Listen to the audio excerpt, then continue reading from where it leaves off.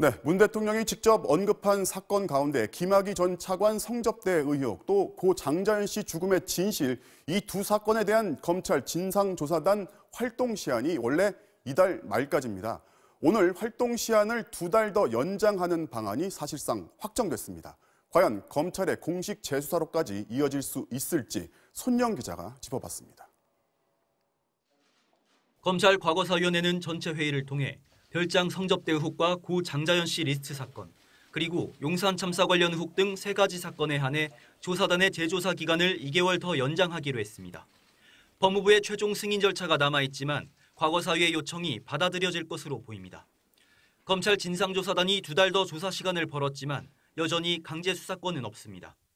따라서 조사단이 활동 종료 시점에 검찰의 재수사를 권고할 경우 검찰이 자체 판단해 공식 재수사 착수 여부를 결정하게 됩니다. 지난 2013년 경찰은 김학의 전 차관에 대해 특수강간 혐의를 적용해 검찰에 넘겼습니다. 공무원에게 성접대는 곧 뇌물로 처벌되는데 당시 경찰은 뇌물 혐의는 공소시효가 지났다는 이유로 적용하지 않았고 공소시효가 남은 특수강간 혐의를 적용했다고 밝혔습니다.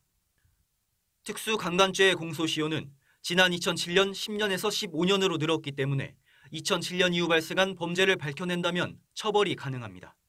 김 전 차관에 대한 수사 과정에서 있었을지 모르는 외압 또는 봐주기 수사 의혹은 직권남용죄 등의 공소시효가 남아 있습니다.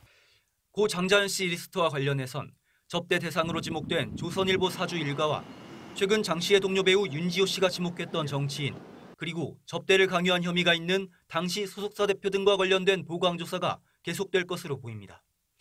하지만 사실상 제기된 의혹들의 공소시효가 모두 지난 것으로 볼 수 있어 진상이 밝혀진다 해도 법적 처벌은 쉽지 않다는 관측이 나오고 있습니다.